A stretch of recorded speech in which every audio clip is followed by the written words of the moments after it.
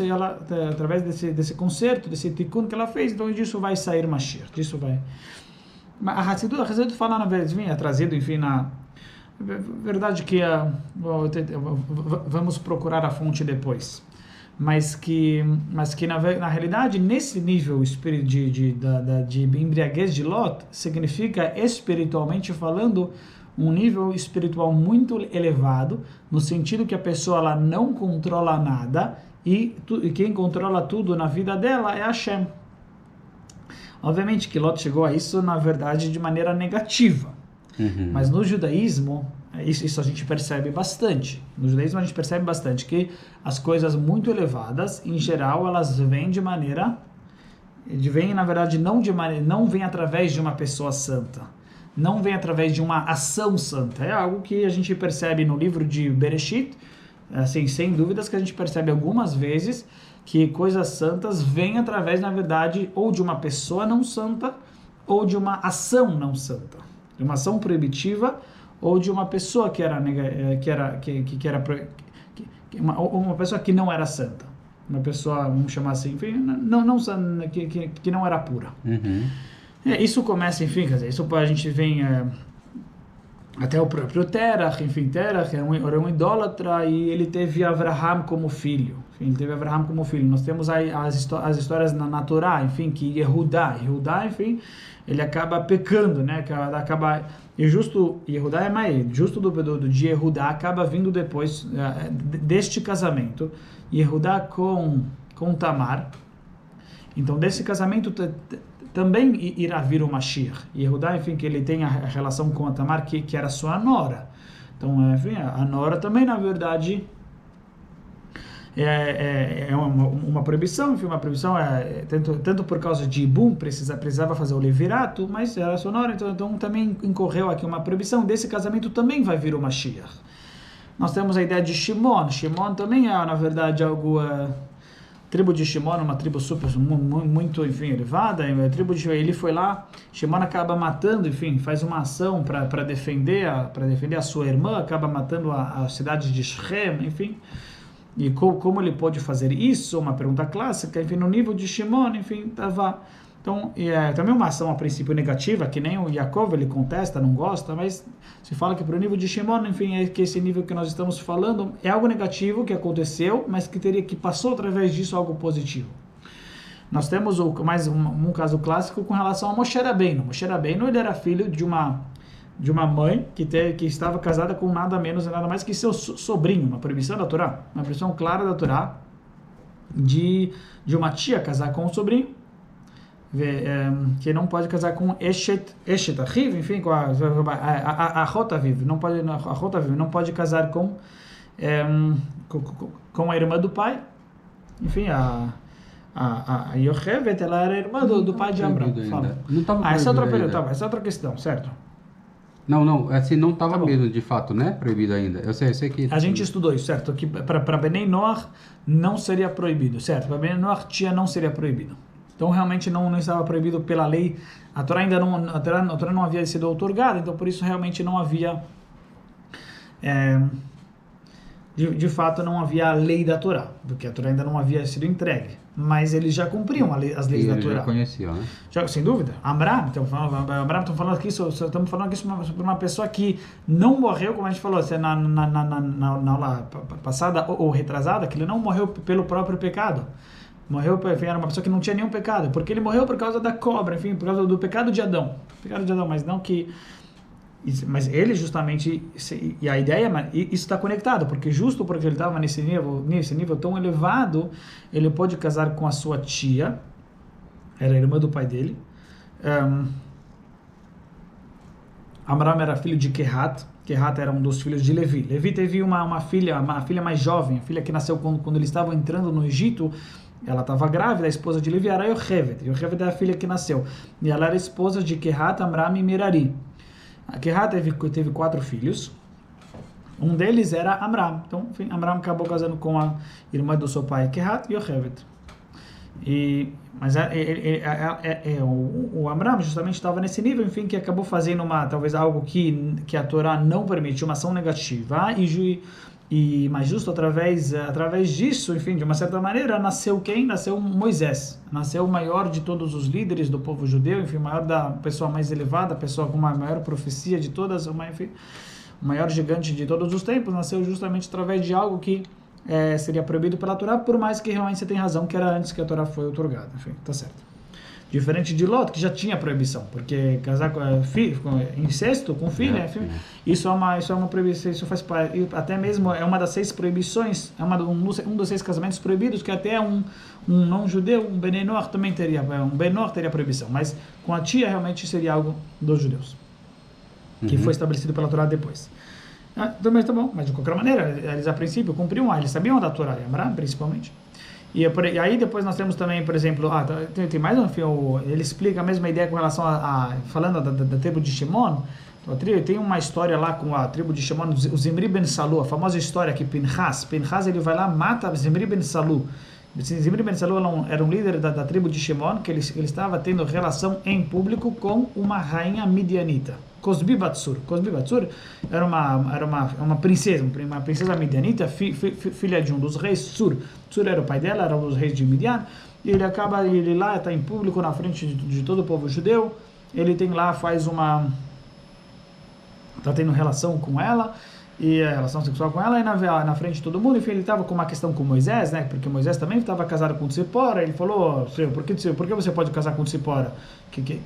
Quem que te permitiu casar com Tzipora? Então eu também posso casar com essa princesa Cosbi Batsur, Cosbi filha de Tsur, e ele tem lá então em público que ele queria, enfim, então ele estava contra Moisés, enfim, difamar Moisés, ele vai lá e tem relação em público querendo provocar e mostrar que Moisés estava fazendo coisa errada.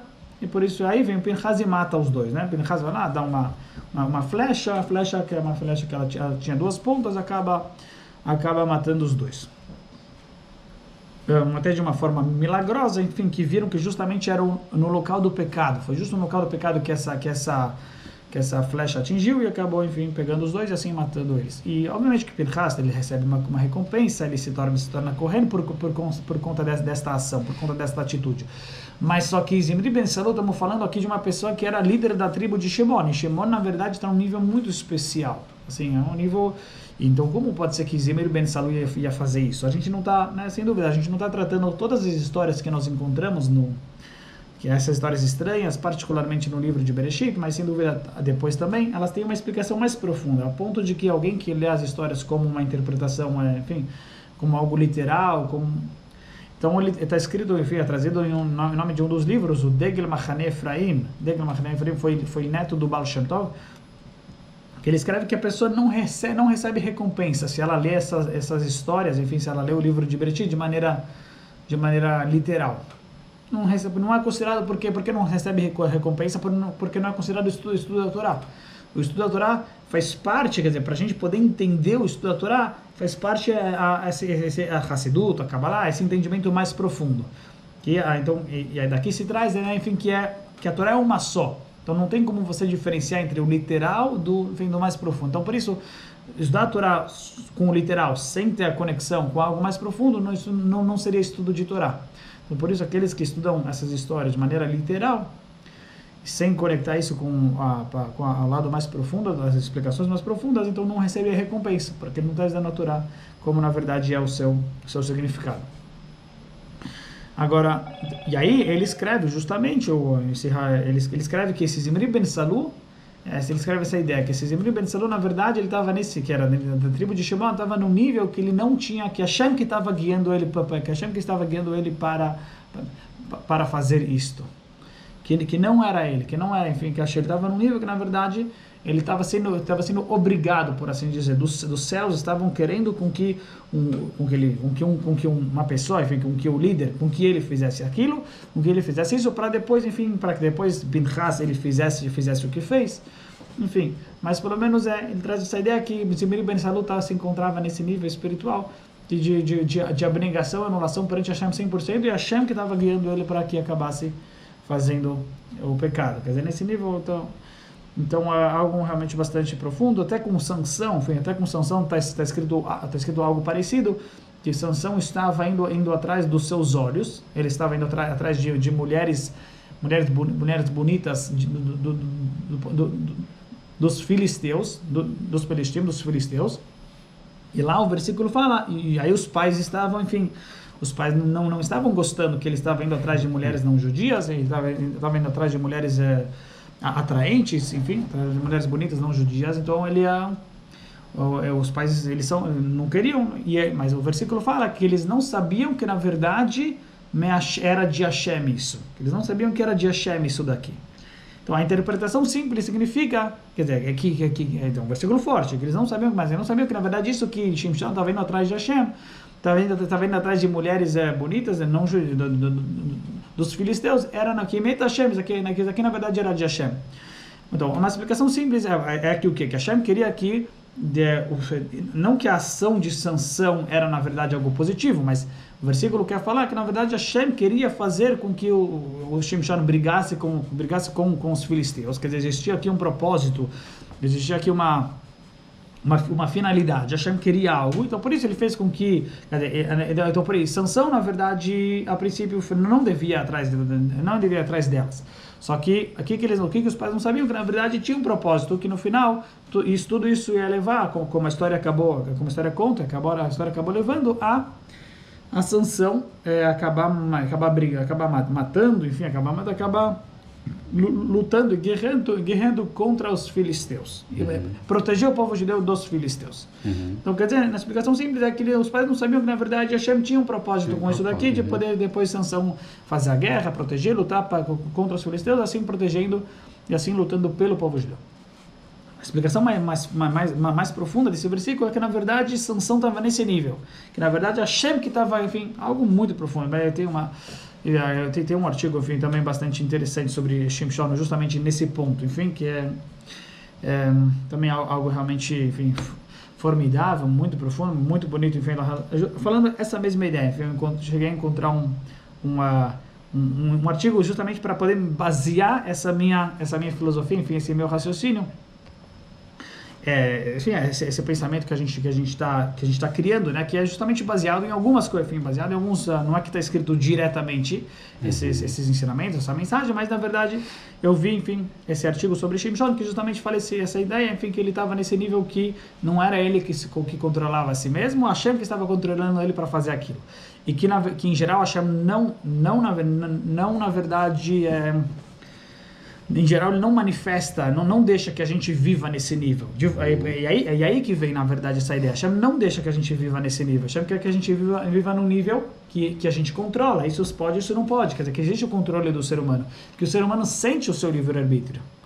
Hashem quer que a gente, somente algumas vezes, como no caso de Sansão, no caso de Shimshon, Zimri ben Salua, então a pessoa chega nesse nível que ela não está no seu controle, Hashem que não está no controle dela, no autocontrole, ela não está controlando a si mesma, Hashem está controlando ela.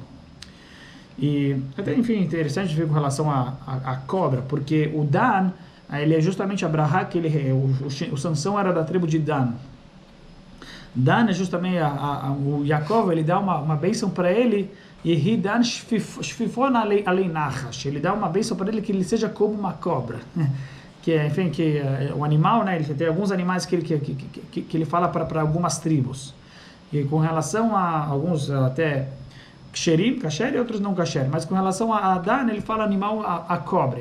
Dan shfifon alei nachash, que ele seja uma cobra, uma serpente. E obviamente que qual é a bênção essa de ser uma cobra, que a princípio é o pecador dos pecadores. Enfim, mas a ideia é que ele chegou nesse nível, enfim, profundo que na verdade tudo, até mesmo o mal, até mesmo as coisas negativas estão no controle de Hashem. Até mesmo as coisas que não são positivas estão na verdade 100% no controle de Hashem, e o mal não tem, então, quer dizer, não tem como o mal se separar do Criador. Na verdade, o mal está 100% nas mãos do Criador. Então, no final, na realidade, não existe mal, uma vez que Hashem que está guiando esse mal. Sim. Algo bem profundo.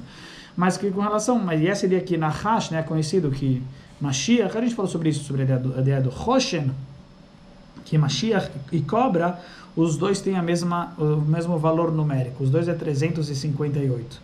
Tanto Mashiach quanto Nahash, a cobra, e tanto o Hoshen, enfim, que era o o peitoral que o Kohen Gadol vestia, tem esse mesmo valor numérico por causa dessa ideia que a gente está falando, que é quando o mal está no controle 100% de Hashem.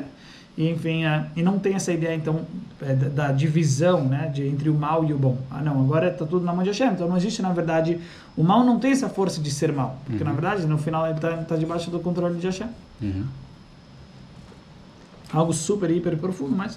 Então, voltando lá no Purim, do álcool. Perfeito. E é perfeito. Obrigado, 100%. Sim. É porque... Então, só para fazer mais um caso é o caso de Jacob. Jacob, ele recebeu as bênçãos